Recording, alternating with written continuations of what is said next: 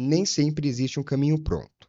Muitas vezes, o que nos orienta são linhas invisíveis, construídas a partir de escolhas difíceis, erros, afetos, contradições e aprendizados que só aparecem no percurso. Nesse episódio do pluralismo, a conversa parte justamente dessa ideia de linhas guias, não como roteiros fechados, mas como sentidos que vão sendo costurados na prática da vida e do trabalho social. Ao longo da conversa, atravessamos a experiência concreta de gerir uma organização da sociedade civil no Brasil real, onde idealismo, gestão, burocracia e sobrevivência financeira se tensionam diariamente. Falamos sobre voluntariado sem romantização, dinheiro no terceiro setor, captação de recursos, relações com empresas, ESG, que envolve meio ambiente, social e governança, e território, sempre a partir de quem vive essas questões no chão da periferia, entendendo o território não como lugar de falta, mas de produção de saber, potência e conhecimento. Uma conversa sobre fazer junto, cuidar das relações e reconhecer que, muitas vezes, com quem fazemos importa mais do que o que fazemos. Eu sou o Eliseu Silva, sejam todos muito bem-vindos. O tema de hoje é Quando não há caminho pronto, desafio de uma OSC, Organização da Sociedade Civil. Então, hoje, pessoal, a gente adentra aí o mundo do terceiro setor, tudo bem?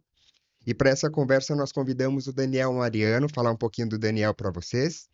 O Daniel é cientista social, gestor de projetos e cofundador da Associação PIPA, organização criada em 2018 na periferia da Zona Norte de São Paulo, dedicada à promoção da justiça social e do protagonismo infanto-juvenil em contextos de alta vulnerabilidade. É graduado em Ciências Sociais pela Unifesp, possui especialização em Gestão de Projetos pelo IFSP, extensão universitária em Transformação das Periferias e Favelas Brasileiras pelo Cefavela da UFABC e formação técnica em serviços públicos pela ITEC-CEPAM. Ao longo de sua trajetória, coordenou e apoiou projetos como Vento Social, Preparando o Futuro, Dia do Brincar, Dia de Cinema, Educa Viva e Rede Comunitária Novo Futuro, além de atuar no desenvolvimento de estratégias de captação de recursos por meio de financiamento coletivo, doações diretas, editais, emendas parlamentares e leis de incentivos. Antes do PIPA, atuou no Centro Cultural da Juventude, agente comunitário de cultura na Secretaria Municipal de Cultura de São Paulo, como gerente de serviços no Núcleo Nossa Senhora Aparecida e bolsista da CAPES. Daniel, seja muito bem-vindo ao Pluralismo. É um prazer enorme ter você aqui conosco para falar de um tema super bacana, mega importante para a nossa sociedade, né? Falar aí do terceiro setor, falar dos desafios, você compartilhar um pouquinho conosco do conhecimento que você possui. Eu que agradeço o convite, é generoso para a gente estar aqui conversando, falando um pouquinho, né, dessa trajetória, né, e espero que seja um papo que agrade aí, ou que a gente consiga pelo menos falar um pouquinho de uma forma que faça as pessoas entenderem o que que é esse terceiro setor, ou uma parte do terceiro setor, né? Ah, com certeza será muito produtivo. E eu falei de você profissionalmente, das suas experiências e tudo mais. E eu queria que você falasse para o nosso público, para os nossos ouvintes, quem é o Daniel Mariano? Olha, essa pergunta, eu costumo fazer para pessoas, né, quando eu vou entrevistar ali pessoas voluntárias, eu falo, quem que é você? E eu sou um poeta, né? Sou uma pessoa nascida, crescida na periferia. Nasci, cresci no Morro Grande, frequentei e vivi ali na Brasilândia, então é minha quebradinha, né? Morro Grande, e Brasilândia, região noroeste da cidade de São Paulo. Brinquei muito na rua, me machuquei muito, ah, e eu acho que eu sou uma pessoa sonhadora e fui aprendendo com o tempo a aterrar um pouquinho mais, tá bom, eu sonho muito, quero muitas coisas, mas o que que dá para fazer agora? O que que dá para fazer onde eu tô? Então, eu acho que é um pouco isso. Quem é o Daniel, né? Uma pessoa que acredita na vida. Maravilha, muito obrigado, Daniel. E as boas-vindas também a você, ouvinte aí do Pluralismo, tá? Um podcast que é plural, que nós tratamos de cultura, de sociedade, de vida, de negócios. Aqui nós trocamos ideias de uma forma muito respeitosa, e aprendemos sobre tudo, sobre o mundo e sobre nós mesmos. E vamos em frente que o papo de hoje rende, pessoal. Dani, para começar, você pode explicar para quem nos escuta o que é uma OSC? E o que a diferencia de uma ONG? Legal, Eliseu, obrigado pela pergunta. É, em geral, as pessoas ficam curiosas, né? Porque a gente não fala a ONG, o Pipa, né? Né? Por que que vocês não falam dessa forma? Eu vou voltar um pouquinho na história só para contextualizar, né? Então, se você pensar que no Brasil, o terceiro setor ele começa com, em especial com a Igreja Católica, alguns grupos religiosos, espíritas também, a cuidar do próximo, a cuidar das pessoas, né? Isso era o que tinha de, vamos chamar assim, era o nome que se chamava assistencialismo, né? Ah, e não tinha uma regulamentação. Não tinha como que a coisa acontece, qual que é a ordem jurídica, era muito, as igrejas estão fazendo, tá tudo certo, né? Vai fazendo. Lá pelos anos 90, né, e aí eu estou trazendo assim um panorama bem geral, chegou dos Estados Unidos que tinham as NGOs, né, que eram as organizações não governamentais. E aí já se traduziu para o português em ONG, organização não governamental. Só que a parte jurídica no Brasil só chegou a partir do Marco Civil das Organizações Sociais e começou a chamar de OSC. E por que que a gente não usa ONG no caso do PIPA, né? Porque tem um momento ali nos anos 90, 80, que ONG ficou muito pejorativo, muito taxado, né? Então eram as pessoas que queriam roubar, desviar dinheiro, tinha, sabe, aquela pecha. Sim, Então, existe uma parte das organizações, da sociedade civil que falam, não, não vamos mais denominar ONG, vamos chamar pelo nome jurídico que existe, que é OSC, né? Que é OSC. Então, um pouco da história é isso. Mas aí é importante também colocar que é um termo em disputa, porque existem parceiros importantes nossos, né, como por exemplo o Atados, que é o lugar onde a gente consegue pessoas voluntárias, o mais importante lugar onde a gente consegue pessoas voluntárias, que só chama a gente de ONG. e não tem problema eu chamar de ONG então. Não tem problema, não Tá. tem problema. A gente acaba não chamando, mas eu acho até legal que o Atados insiste, né, nesse lugar, por exemplo, porque aí você vai até diferenciando, falando, não, beleza, tinha uma história, existiu um momento ali esquisito, mas existem organizações sérias, existem organizações competentes que estão interessadas em fazer do jeito certo, vamos falar assim, né? Então, tá por aí. Pode chamar de ONG, pode chamar de OSC, de OSC, tá tudo bem. Maravilha, muito bem. E me fale em qual momento da sua vida você se cruza com o terceiro setor e como as suas experiências pessoais, profissionais, te ajudaram a te colocar no lugar que você está hoje.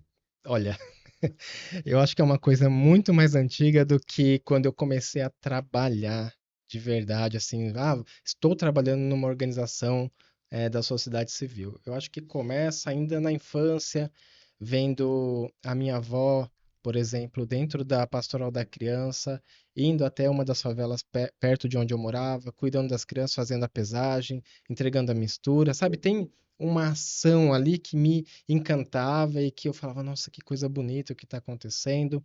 Mesmo meus pais, né, dentro da igreja evangélica, fazendo muitas coisas pelo próximo, pelas pessoas. Então eu acho que assim, quando começou, acho que começou lá atrás, na infância, né? Profissionalmente, já posso trazer mais para frente, né? Mas eu acho que durante a nossa conversa aqui a gente pode ir trazendo. Mas eu diria que começou ainda lá na infância, admirando pessoas que cuidavam de outras pessoas, que se importavam com gente, Foi sabe? muito pelo exemplo, então, parte disso, né?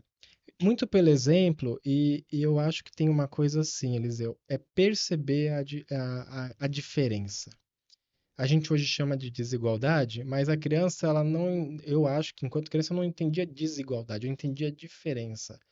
Eu pensava, nossa, eu tô aqui. Eu tive na infância um período bem escasso de renda, foi um momento muito difícil, lá pelos 3, 4, 5 anos, mas depois disso a gente deu uma melhoradinha e no Brasil melhorar um pouquinho já, a gente já fala, somos Já ricos, né? significa muito, né? Já acha que tá rico, mas eu acho que aquele momento ali de perceber por que que aquelas crianças estão daquele jeito? O que que acontece? Por que que eu dou. Eu morava no Morro Grande, minha igreja era na Brasilândia. Então eu já vi uma diferença de situação mesmo, né? Então eu acho que esse exemplo, mais a percepção de vida, eu falei que eu sou poeta, Sim. né? Então, perceber a vida, se permitir sentir, se perceber, ser afetado pelas pessoas que estão perto da gente, eu acho que foi me dando essa curiosidade, que é uma outra característica minha. Eu sou muito curioso, por isso que às vezes você vai falar assim, ah, mas qual que é a sua especialidade? Posso até ter feito aí extensão, pós-graduação, aliás, né? Mas Tô é querendo. multitarefas, né? Eu sou totalmente genérico, generalista. Se falar, vamos conversar de tal coisa, tem o lado ruim, né? Ah, vai aprofundar no quê? Eu escolhi, depois de um tempo, me aprofundar no terceiro setor, entendi que ali seria uma praia bem legal para eu estar mergulhando, para eu estar voando aí, né? Já que é o pipa, né? Excelente, muito bom. Você conduz uma atividade chamada Linhas Guias, né? Inclusive é um trabalho que você desenvolve no LinkedIn. E aí eu queria que você explicasse para a gente o que são essas linhas guias e como esse conceito surgiu na sua vida. Legal. Linhas Guias surgiu no ano passado, a ideia, né, de estar ali trazendo, vamos chamar assim, pitadas semanais das minhas percepções, impressões sobre terceiro setor, gestão do voluntariado, captação de recursos, ESG, né? Essas relações ali, muito com o intuito de dizer a vivência que eu tive, né? Até ali, o que que eu vivi, né? São cerca de 12 anos aí no terceiro setor, mais focadinho assim no terceiro setor. Só que quando eu fui pensando sobre isso, eu falei, cara, mas tem uma outra coisa que me guia. Aí já veio uma, né, uma percepção, que é a área gráfica, né? Então, antes de eu ir para esse lugar, né, ciências sociais, serviços públicos, gestão de projetos, terceiro setor, eu atuei por cerca de 8, 9 anos na área gráfica. Então, na gráfica, quando você vai ali fazer um monte de cópia da mesma coisa, você tem as linhas guias, tanto na pré-impressão, que você coloca as linhas guias para delimitar até onde que você vai, ou como que você vai ser conduzido, ou como que você vai conduzir, quanto na impressão. Eu era impressor, então de chão de fábrica, né? Adoro imprimir, adoro. Assim, o pessoal fala, nossa, você tem paciência com impressora? Tenho. Eu gosto do processo da impressão, o processo da arte gráfica. E aí você tem as linhas que você verifica se a impressão está ainda em linha com o primeiro, né? Com a primeira matriz ali que você Tudo alinhadinho tudo ali. alinhadinho. Então, só que daí eu fui percebendo que as minhas linhas guias, como um ser totalmente contraditório que eu sou, elas não é uma coisa linear, não é única. As minhas linhas guias são múltiplas, bagunçadas, desorganizadas. Em geral, eu não fazia muita coisa com planejamento. A minha própria virada de carreira, vamos dizer assim, da área gráfica para a área social, não foi nada planejado. Eu só fui, só me joguei e depois de novo a virada para de um lugar de CLT, né, de empregado, para vamos chamar assim, um empreendedor social, né? Gerir uma organização social é um empreendedorismo social, né? Também não foi planejado, foi o acaso que me encaminhou para ali. E é isso. Então, são essas as linhas guias, né, que me guiam, que são todas muito tortinhas, assim. Perfeito, muito bom. Agora eu queria que você apresentasse um pouquinho do Pipa para o pessoal, para os nossos ouvintes, explicasse como ele nasceu, como ele se desenvolveu e onde ele está hoje. Tá, eu vou fazer a história curta, senão eu vou voltar na origem do mundo, né? Então, o Pipa, ele nasce em 2018, da junção de pessoas ali da zona noroeste da cidade de São Paulo, que acreditavam e acreditam na transformação social por meio da educação, da cultura, do brincar. Brincar é muito importante, é muito necessário para criança, adolescente, jovem, adultos, né? Esse movimento de botar o seu corpo ali em jogo, né? E também das artes e agora da tecnologia e do meio ambiente. Então você vê que o Pipa quer fazer um pouquinho de tudo, Sim. talvez pela minha influência de achar que as De ser coisas. mais generalista, né? é, Querer abarcar o mundo aí. E também porque quando o Pipa nasce, ou quando a gente se organiza enquanto organização social, a gente faz uma pesquisa com a comunidade, né, com as pessoas ali das duas favelas onde a gente está mais fisicamente mais perto, que é a favela Futuro Melhor e a favela do Sapo. A gente faz uma pesquisa para saber, e aí, o que que é necessário nesse território? O que que a gente fazendo vai fazer a diferença, né? Então, as pessoas também querem muitas coisas, elas têm muitas necessidades, e aí a gente tenta abarcar o máximo possível. Tanto que hoje a gente tem um enfoque na assistência social super relevante no território e que hoje eu fico pensando, se o Pipa sumir de lá, vai dar um trabalho para as pessoas e para o próprio governo de, de manter o que a gente vem fazendo, ainda que Mexe com a seja pequeno, estrutura. mexe com a estrutura, ainda que seja pequenininho. Não somos uma grande organização, né? Somos uma das pequenas organizações, mas que tenta aí fazer a diferença nessa loucura aqui que é a cidade de São Paulo, em especial nas bordas, nas periferias, né? Nas periferias sociais também, né? Muito bom, maravilha. Aí, pessoal, só para contextualizá-lo, só para vocês verem, né, aí, ouvirem em números o quanto o Pipa já fez, né? Fez até agora e tem muito a fazer ainda, né? Só para situar vocês que no...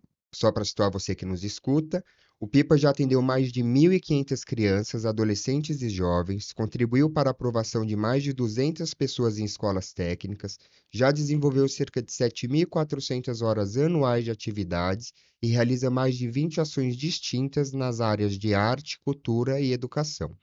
O projeto está alinhado às ODS 4, 5 e 10 da ONU, que tratam da educação de qualidade, igualdade de gênero e redução das desigualdades. Quando nós falamos das ODS, nós estamos falando dos Objetivos de Desenvolvimento Sustentável, né, da ONU, da Agenda 2030, tá bom, pessoal?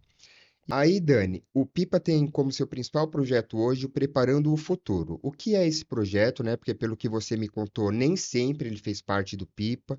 Como ele nasceu e como ele acontece hoje? Como ele se desenrola hoje? Legal. Eu acho que eu até tenho que atualizar os números. Esse número que você pegou deve ser do site, né? Do site, É, exato. porque está um pouquinho defasado. A gente, só nesse ano que passou, a gente já aprovou 78 adolescentes para entrada nas escolas técnicas, e o ano passado foram 92. Nossa, Então, já duplica já praticamente aí. aumentou bastante. A gente precisa atualizar. Ó, o pessoal do site Foco, hein? O pessoal do site. Pessoal do site Foco, tá?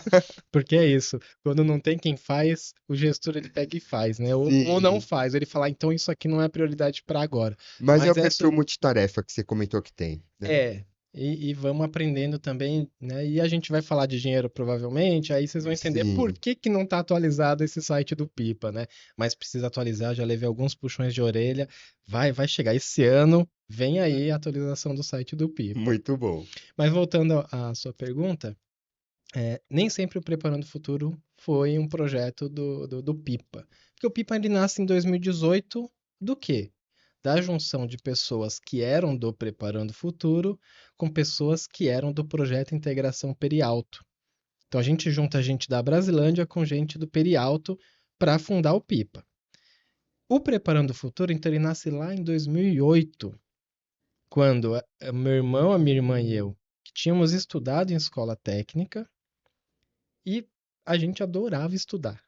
A gente falou, nossa, por que que a gente adora estudar? Eu estava estudando ciências sociais na época, o Tiago, meu irmão mais velho, estava estudando desenvolvimento de sistemas, e a Raquel, nossa irmã mais nova, estava estudando química. Todo mundo em escola, em faculdade pública. A gente falou, o que que aconteceu? E a gente percebeu que lá atrás um pouquinho, quando a gente teve a oportunidade de saber que existia escola técnica, a gente fez a prova e passou. Então, esse movimento da gente ter tido a oportunidade dos estudos nos provocava. E aí a gente estava numa igreja, numa periferia, já na Vila Terezinha nesse momento, e a gente olhava para os lados e tal. Os adolescentes da igreja nem faziam ideia que tinha escola técnica. Se eles soubessem, talvez iam fazer a prova, não iam passar. E se passassem, tem também a dificuldade de De permanecer. permanência. Porque não é suave você tá numa periferia e de repente você tá entrando numa escola, não É um sei, processo é complexo, né? complexo, né? Às vezes eu vejo alguns amigos meus de ensino médio que falam: "Nossa, nosso ensino médio foi maravilhoso". Eu falo: "Pra quem? para mim foi um momento terrível, assim, difícil de lidar com, de novo, a diferença, uma diferença gritante, como eu falei, vinha de periferia, e aí de repente você vai na casa do seu amigo que ele tem uma estante, na minha época, né? Uma estante gigante de Che- DVDs e CDs de jogos do. Na época era Xbox, que era o, né, o videogame ali e tal. Você fala, cara, que mundo é esse, né? Enfim. E aí meu irmão falou assim: vamos montar um cursinho preparando os adolescentes para entrar na escola técnica? E aí, cara, eu sou um entusiasta. Quando meu irmão falou, vamos preparar, eu falei, vamos lá, vamos fazer. Aí a Raquel também, né, falou, vamos, bora. A gente chamou nossos amigos e vamos montar um projeto. E onde que eram as aulas? Dentro da igreja. Igrejinha de periferia. Então, de sábado a gente colocou uma lousa assim do lado, tem a aula, e de domingo aí tem o culto e tal, não sei o quê. Então, foi nesse espaço que a gente iniciou esse projeto, que ano após ano a gente foi melhorando, foi aperfeiçoando. E quando chega em 2018, na junção ali com, nessa aproximação com o pessoal do Pipa, do Pipa, né, o pessoal do Perialto, né, do projeto Integração Perialto, a gente fala, tem uma oportunidade de profissionalizar, de melhorar. E aí a gente deu esse passo, que aí traz as suas consequências também de a gente sai de um projeto que começa ali com 30 alunos numa sala de aula, e hoje a gente tem 140 alunos na sala de aula, Uau, né, nas salas de aula por ano, sendo que o ano passado a gente fez 160 alunos. Não vamos repetir esse ano porque foi uma experiência um pouco mais difícil para os alunos mesmo, né? 40 alunos por sala foi demais. A gente vai reduzir um pouquinho de volta, voltar para 140 e quando der a gente põe mais duas, três, quatro salas a mais, né? amplia, né? Muito bom, Dani, excelente, cara. E falando sobre os bastidores agora, o que foi que ninguém te contou sobre gerir uma OSC e o que você só aprendeu vivendo no dia a dia? Cara, eu gostava muito de dar aulas para os adolescentes. Eu gostava muito de ser educador social. Eu gostava muito de brincar com as crianças.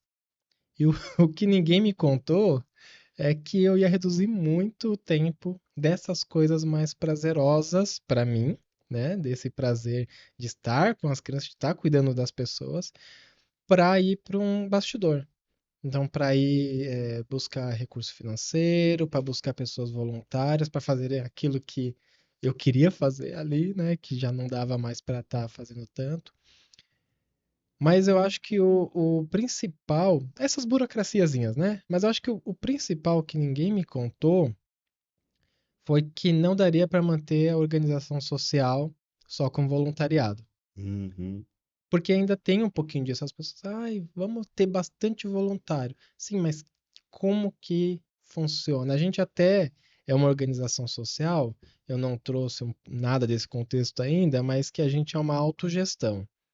Então, não existe assim, aquela hierarquia de chefe, quem manda em quem, aí a diretoria lá em cima e tal. Por mais que exista uma diretoria por conta do estatuto, o governo exige que exista, internamente a gente funciona como sociocracia, é uma autogestão.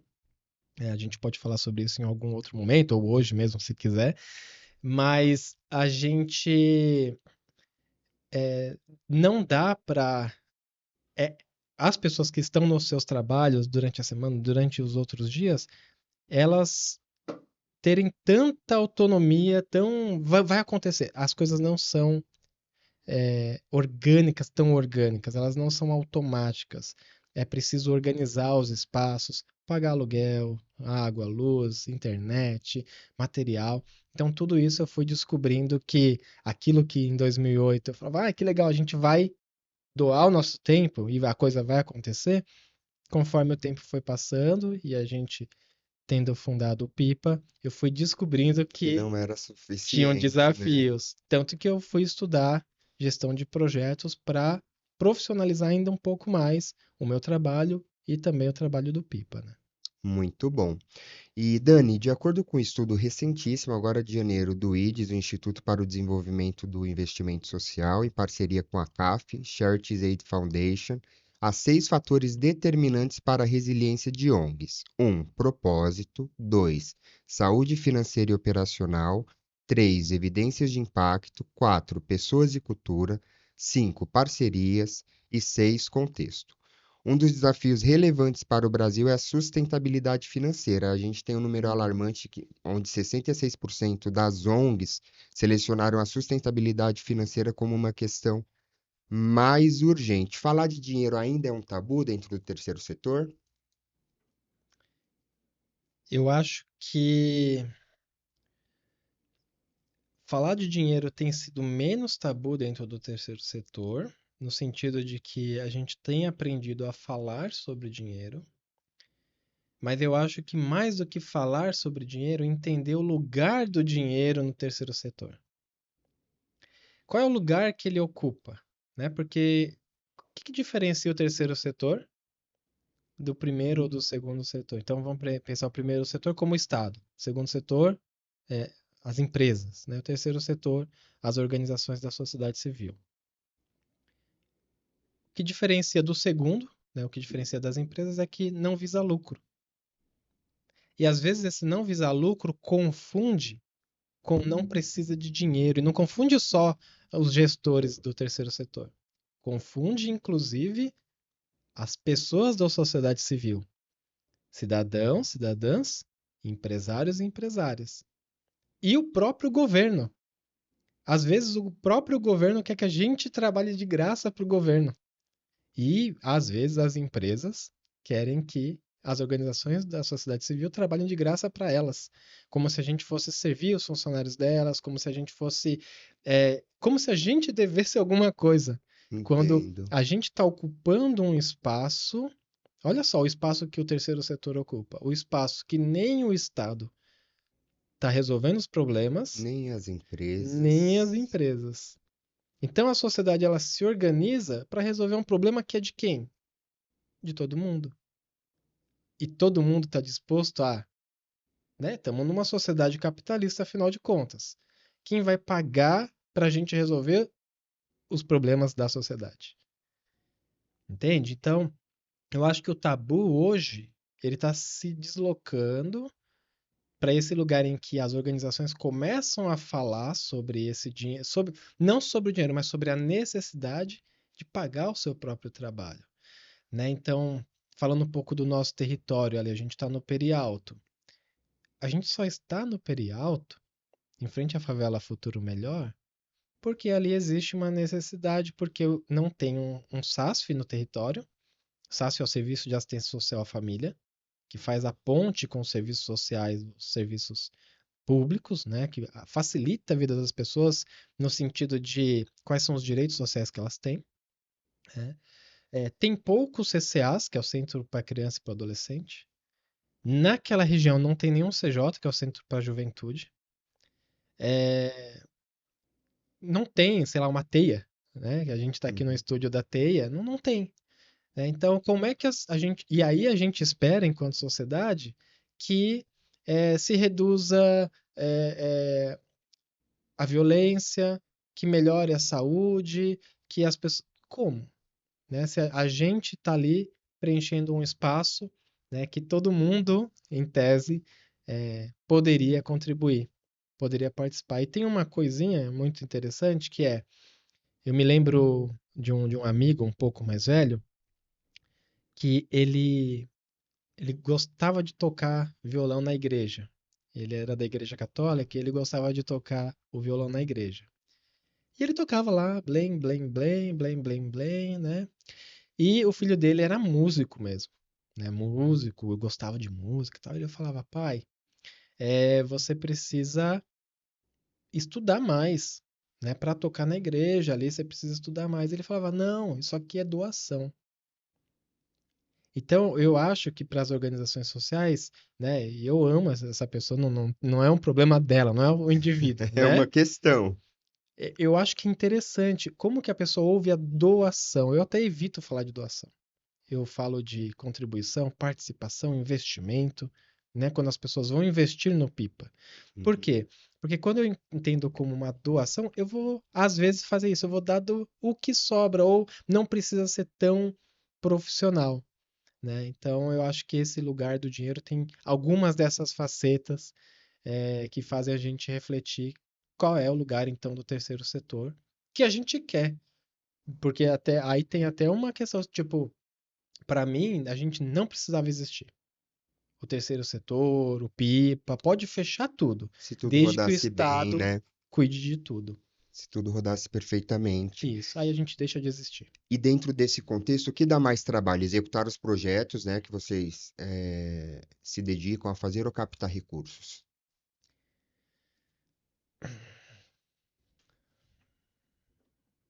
Que dá mais trabalho.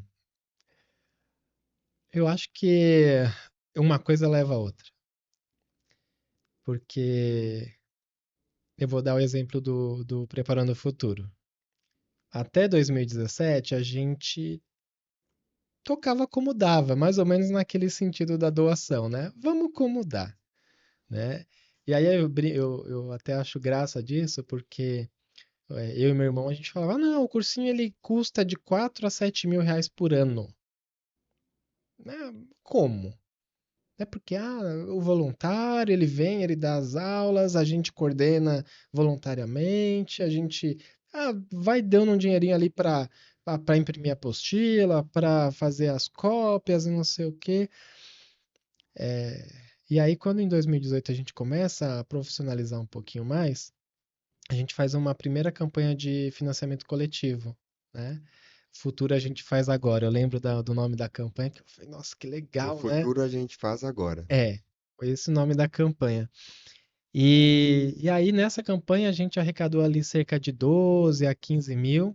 E aí a gente falou, opa, legal, vamos fazer um cursinho muito bom. E foi praticamente a mesma coisa, porque daí a gente começou a perceber os custos, começou a gastar ali no que precisava. E falou, nossa, não era só 7 mil, não era 4 mil, tinha mais dinheiro por ano e tal. E hoje continua sendo um projeto que não é caro, mas ele custa 157 mil por ano, né? Quando a gente bota ali, porque agora Tem tem o a Porta do coordenação Lápis. remunerada, tem uma contribuição para a escola parceira. Então, por que que eu falei que acho que uma coisa leva a outra? Porque a gente fazer um projeto bem feito exige a necessidade de captação de recursos.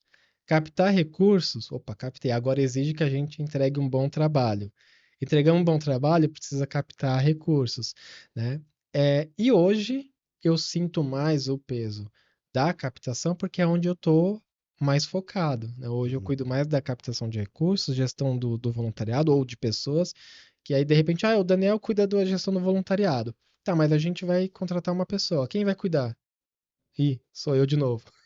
Sabe assim? Sim. E a comunicação é uma coisa que eu puxei para mim no ano passado, porque captação de recursos e gestão do voluntariado, e aqui fica a dica para quem está aí querendo empreender nesse terceiro setor, captação de recursos e gestão do voluntariado, desculpa, captação de recursos e comunicação andam intrinsecamente juntas. Não adianta você ter uma bonita comunicação e não captar, e não adianta você querer captar com uma comunicação feia, uma comunicação ruim, uma comunicação zoada, né? Então, a gente estava falando do site. Vamos melhorar o site esse ano, porque Não foi um puxão de orelha, tá?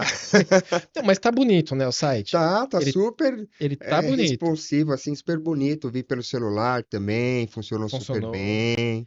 Só Então, a tá. única questão é atualizar. Aí como que atualiza? Bom, aí você tem que organizar que todo mundo que está na organização forneça as As informações informações. para que pelo menos uma pessoa possa ser paga ali para uma É atualização. um sistema, né? E precisa ter a grana, né, para pagar, para atualizar, enfim.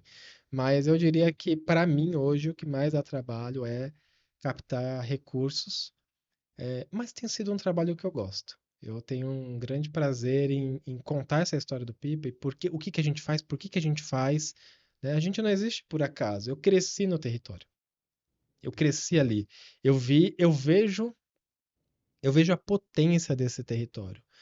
Quando eu vejo uma criança que olha assim e fala, tio, como é que faz isso? Ou como que eu posso é, chegar naquela determinada profissão? Eu vou contar uma história. A gente tem uma criança que a gente atendeu há muito tempo atrás, 10 anos, faz 10 anos, que essa criança, o primeiro atendimento dela foi para que ela existisse. Ela tinha 4 anos de idade não tinha certidão de nascimento, não tinha, assim, ela não existia para o Estado, né? E a gente fez todo um processo com uma voluntária, uma advogada voluntária, porque também houve um processo de adoção, né? Então essa criança não tinha documento e ela ainda seria adotada pela família ali que morava de frente com Pipa. E essa criança ela adorava dinossauros, ela era uma criança apaixonada por biologia. Cara, ver o desenvolvimento dessa criança nesses últimos 10 anos, quando agora ela fez o Preparando o Futuro, se preparou para a escola técnica e entrou para um curso ligado à área ambiental, É de uma satisfação imensa. é muito gostoso. É muito, muito delicioso. E aí isso me motiva a ir atrás de mais recursos, a falar para as pessoas, contar essas histórias. Porque é isso que essa é a verdade da periferia, essa potência. A gente via só uma criança que precisava ser adotada, que estava ali, né? E no geral as pessoas viam isso. A gente via a potência de um. E eu vou dizer que essa criança vai longe, cara. Esse menino vai voar assim de um jeito muito bonito, eu tenho certeza. A que assim seja. Muito bom, Dani. Dani, existe uma romantização muito forte do trabalho voluntário hoje, né? As pessoas tratam aí de valores nobres, altruísmo, solidariedade, mas sempre fazem ações muito pontuais, algo que não é sustentável, né? Então eu vou ali, faço um trabalho voluntário, fiz um pouquinho do meu papel social, tá tudo bem. Na sua visão, qual é o maior mito sobre o trabalho voluntariado hoje? Olha, esse que você trouxe, eu acho que já é um ponto muito relevante, que é a pessoa fica só nesse lugar do altruísmo. Eu acho que para fazer o voluntariado precisa ter um altruísmo, precisa ter uma vontade de contribuir para um bem comum. Acho que isso não é o problema. Não é o problema você identificar que você gostaria de ajudar alguém. Mas a questão, eu acho que dentro disso que você está falando, é justamente não ficar apenas numa ação pontual. Eu diria assim, se você vai para um voluntariado e a sua vontade é tirar uma foto, fazer uma selfie para postar na rede social, Exato, ocorre muito, né? muito, inclusive para o Pipa, isso a gente não permite. A gente fala, não, você vai vir como voluntário, como pessoa voluntária, você não vai tirar fotos. Quem vai tirar foto é o fotógrafo do Pipa, é a pessoa que está responsável pelas fotos. Depois a gente compartilha, mas o seu foco hoje aqui é passar um dia interessante com a criança, Perfeito. é executar uma atividade, sabe? Porque senão vira. Essa vai ser a moeda da pessoa, né? Ah, eu vou me engrandecer. E aí a pessoa vai com certeza perder a oportunidade de experimentar o melhor do voluntariado, que é receber em troca aquilo que está sendo oferecido, que é a gratidão, né? Os resultados que você Os, vê res- ali. os resultados, exatamente, né? Então, é, mas eu acho que tem um outro mito atrelado a isso, que é o que você falou, que é uma atividade pontual. Ah, então se eu fizer só isso aqui e vou embora, gera resultado? Pouco.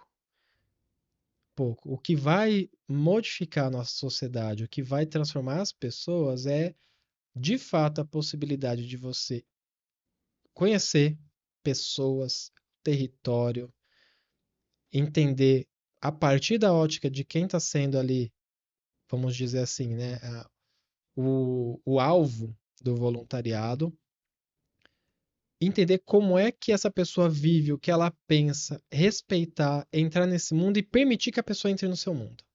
Acho que quando se faz esse movimento, aí a gente tem uma potência para o que acontece muitas vezes no Pipa. Como eu falei já, a gente está na periferia e está numa periferia que é a bordinha de um canto da cidade de São Paulo. Então, a gente está numa rua, né? O Pipa está ali na rua Taquara Sul de Minas.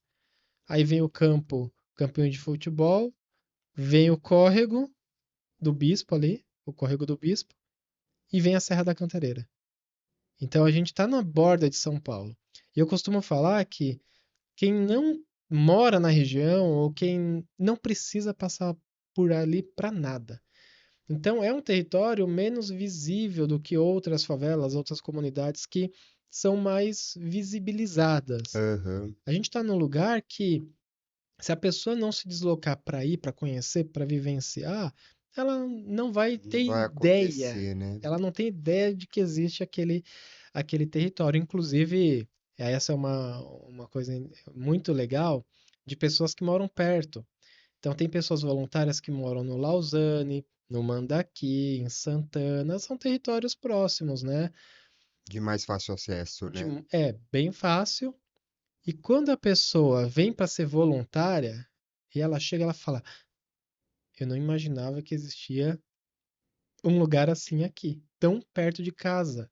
Eu tô a 20 minutos de casa, tô a 15 minutos de casa, né? Então, esse espanto. Eu acho que ele é importante para a primeira vez, mas ele precisa se repetir algumas vezes. Certo. Inclusive, a gente não tem no Pipa muitos voluntariados, assim, muitas atividades que são pontuais. Muito raro, às vezes a gente faz com empresas, não voluntariado corporativo, mas em geral, se você for olhar ali na nossa página de voluntariado, que a gente tem o parceiro Atados, atados.com.br, aliás, eu acho que é atados.org. Não sei. Depois conferimos, não tem É, problema. lá na página do Atados, quando você entra nas nossas vagas, fala, poxa, mas eu só queria fazer uma açãozinha. O Pipa não vai gastar energia para fazer uma açãozinha, não. A gente vai convidar as pessoas para atuarem por pelo menos um ano. Fazer algo mais potente, né? Algo mais sustentável, digamos assim, né? Ô Exatamente. Dani, e falando de empresas, né, que você até comentou agora, pensando na relação entre empresa, ESG e organizações sociais, o que é uma parceria real e onde começam as ações que são apenas de marketing? Bom, eu não vou conseguir falar da parte do Não precisa citar apenas. nenhuma empresa, tá? Sim, fica tranquilo. Mas se eu precisar, se eu quiser, eu posso citar uma que tem sido muito legal? Ah, É tranquilo? pode, tranquilo. Eu digo assim, né? Como eu falei, até que ponto é só marketing, né? Aham. Então, se de repente for fazer alguma crítica a alguma organização que já participou Não, com não vocês, vou não precisa fazer citar. porque Então, a gente precisa ainda das parcerias, mesmo que não tenha sido tão legal. É, o que que dá para eu te falar assim que... Você repete a pergunta só para... repito, sim. Pensando na relação entre empresas, ESG e organizações sociais, o que é uma parceria real e onde começam as ações que são apenas de marketing? O que é só marketing, o que é de fato uma parceria real? Eu não vou conseguir falar o que é só marketing, porque aí tem que entrar lá na cabeça de quem está na empresa, né, e tentar entender se é só marketing. É, mas da nossa sensação, as empresas que chegam tentando entender, perguntando a real necessidade, tentando conciliar de verdade o propósito dessa empresa com o propósito do Pipa e vendo onde que tem match, onde que dá ali para a gente fazer um projeto junto.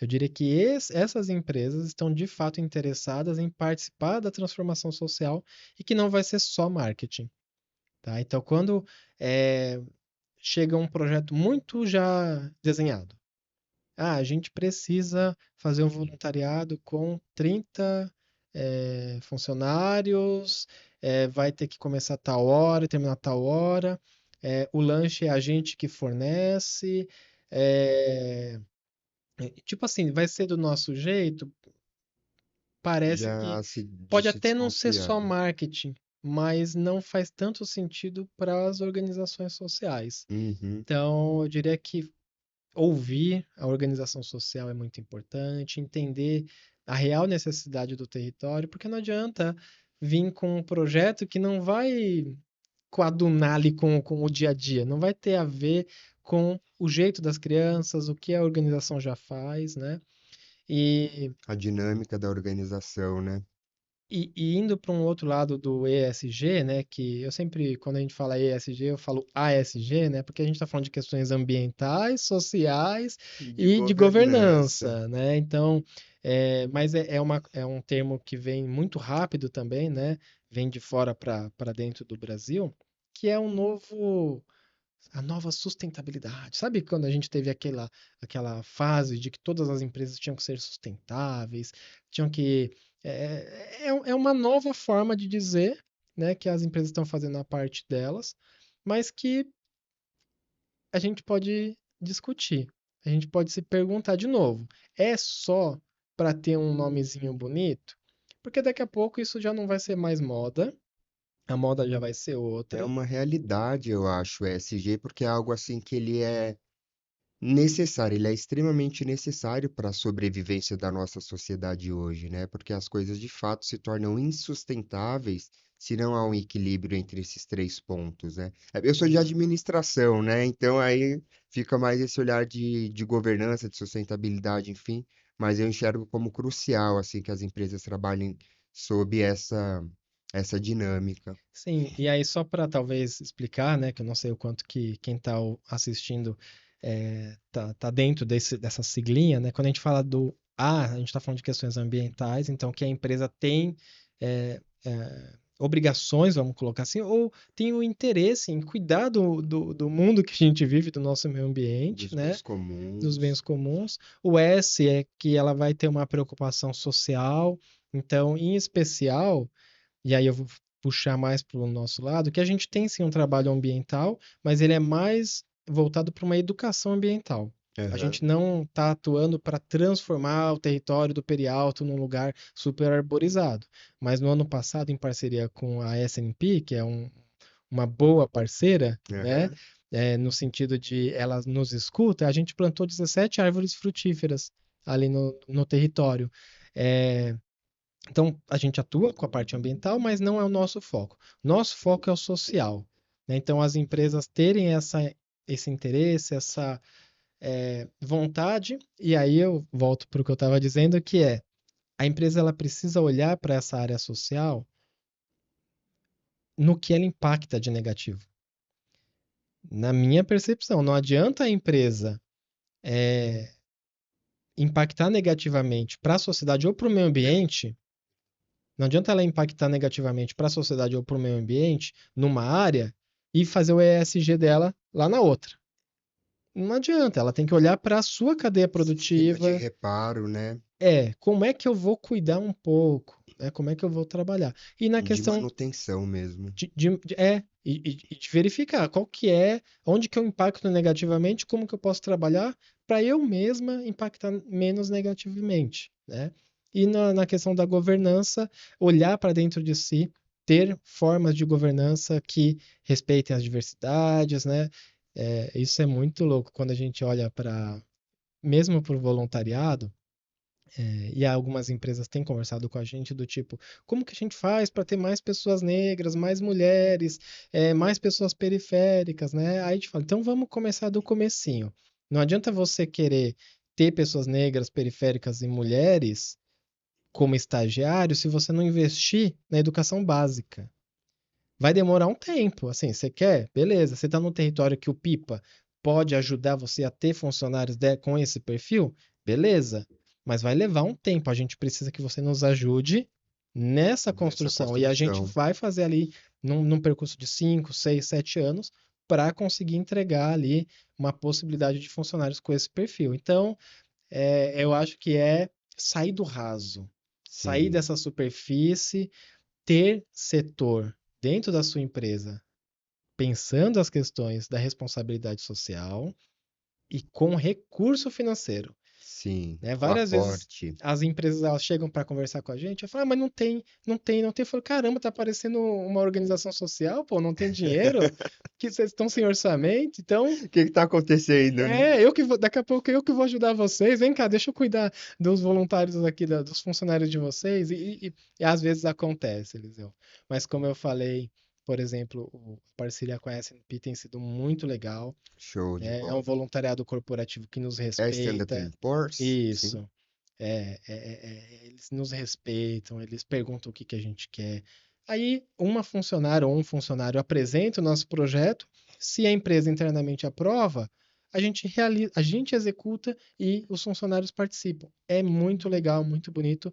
Recomendo um modelinho bacana, né? Tem um orçamento, peçam para as organizações sociais apresentarem pequenos projetos, aprovem, depois vocês, inclusive, peçam prestação de contas. Organização social séria, gente, não tem que ter medo de prestação de contas. Isso é Sim. uma coisa que às vezes o Eu pessoal me vi, pergunta, eu vi né? no site de vocês que vocês divulgam bastante números, algumas informações, né? Enfim, resultados ali que vocês obtiveram e tudo mais. Sim, além da questão legal, E tem o né? relatório também anual, né? Sim, legalmente a gente tem que apresentar as contas pela contabilidade.